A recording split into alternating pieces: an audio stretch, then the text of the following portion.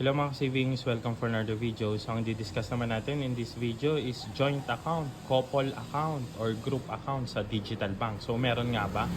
So Tonic got you. So ba't ba natin ito nagawang video? May nabasa kasi ako sa isang group post, ang tanong doon. So meron po ba for couple na mga digital bank? So may nag-comment naman doon. So ba't pa kayo gagawa ng couple account? Maghihiwalay din naman kayo. So natawa lang ako kaya gawa natin ng video. So Tonic got you. So meron siyang couple or group which is i-discuss natin in this video. So start na tayo. So pagdating naman sa legitimacy sa safety ng Tonic, legit si Tonic. Ito yung mga sample transaction natin before. So ito lang to, kumbaga naka 8 to 10 time deposit tayo sa kanya.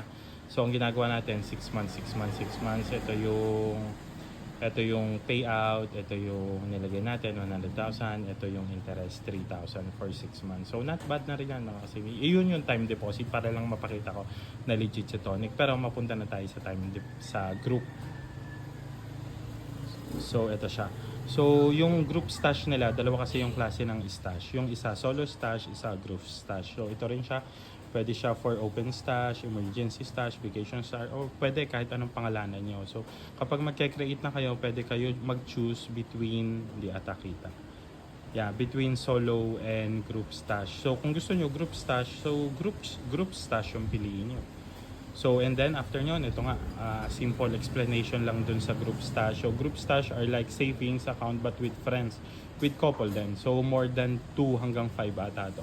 You can also use Tonic like a coin bank. So, mini-merge nyo yung pera nyo. And then, ito, you are in control. Kumbaga, kung sino yung nag-create ng group stash, siya lang yung pwede mag-add. Siya rin yung pwede mag-transfer ng pera. So, kung gusto nyo utakan yung partner nyo or friends nyo in the future, pero wag naman sana yun. Kasi kung sino yung nag-create nung stash, siya lang yung makakapag-add ng another person, siya rin yung makakapag-transfer ng money after ma-reach yung goal or kung gusto nyo nang i-close yung account. Pero, as a part ng stash na to, is pwede kayong maglagay ng pera kapag na-invite kayo. So, yun. Pwede rin daw dyan love triangle. Kasi, una, 4% pa lang.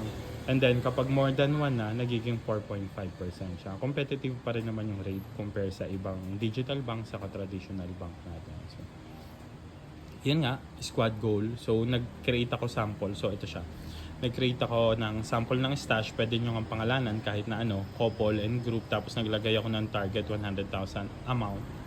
And then, at the start, since mag-isa pa lang ako dyan, so 4% lang yan. So, kapag in-invite nyo na yung partner nyo, sana may partner kayo. So, or group, more than